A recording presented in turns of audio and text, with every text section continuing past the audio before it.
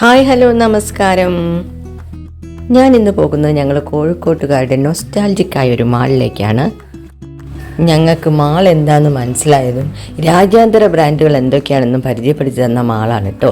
ഇത് കോഴിക്കോട്ടെ ആദ്യത്തെ മാളാണ് ഫോക്കസ് മാൾ.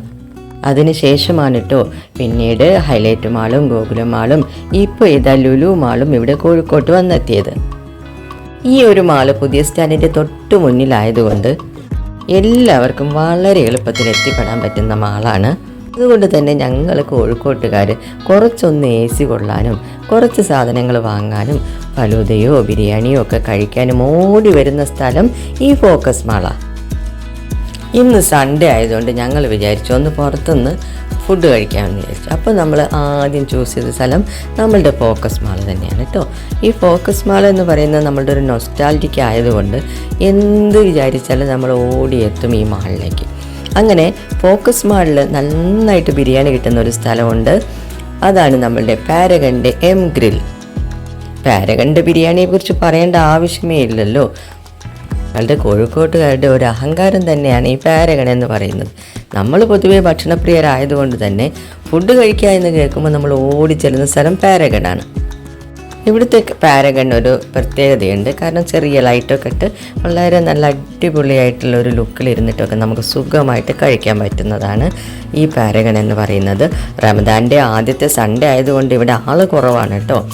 അധികം ആൾക്കാരില്ല. അല്ലെങ്കിൽ സൺഡേ വന്നാൽ നമുക്ക് ഒരുപാട് ക്യൂ നിൽക്കേണ്ടി വരും ഇവിടുന്ന് ഒരു ഭക്ഷണം കഴിക്കണമെങ്കിൽ. അങ്ങനെ ഞങ്ങൾ ഫുഡൊക്കെ ഓർഡർ ചെയ്തു. മോൻ ഓർഡർ ചെയ്തത് ബിരിയാണിയാണ് കേട്ടോ. ബിരിയാണി എന്ന് പറയുന്നത് നമ്മളുടെ എല്ലാവരുടെയും വീക്ക്നെസ്സാണ്. അതും പാരഗണിലെ ബിരിയാണി എന്ന് പറയുന്നത്. ഞങ്ങൾ ഓർഡർ ചെയ്തത് മീൽസാണ് കേട്ടോ.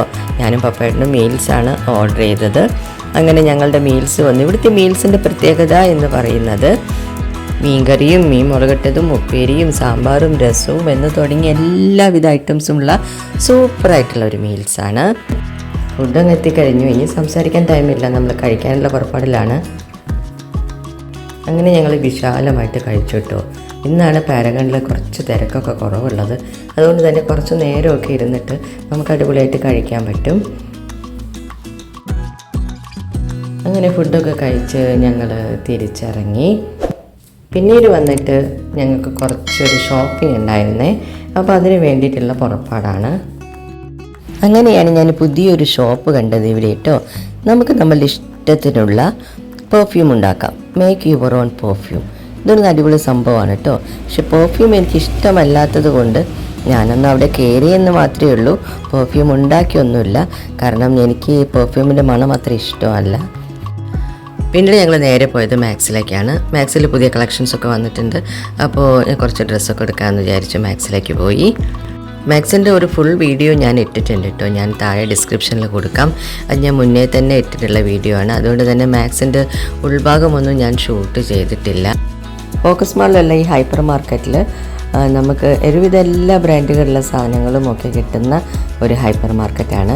ഞങ്ങൾക്ക് ഹൈപ്പർ മാർക്കറ്റിനെ പരിചയപ്പെടുത്തിയതേ ഈ ഫോക്കസ് മാളിലുള്ള ഈ ഹൈപ്പർ മാർക്കറ്റാണ്. അങ്ങനെ അവിടുന്ന് കുറച്ച് സാധനങ്ങളൊക്കെ എടുത്തിട്ട് ഞങ്ങൾ തിരിച്ചു പോവുകയാണ്. അപ്പോൾ ഞാനൊന്ന് ഫോക്കസ് മാളിൽ വന്നപ്പോൾ ഞങ്ങളുടെ കോഴിക്കോട്ടുകാരുടെ ആദ്യത്തെ മാളായ ഈ ഒരു ഫോക്കസ് മാളിനെ പറ്റിയിട്ട് കുറച്ച് കാര്യങ്ങളിങ്ങനെ പറയാമെന്ന് വിചാരിച്ചു.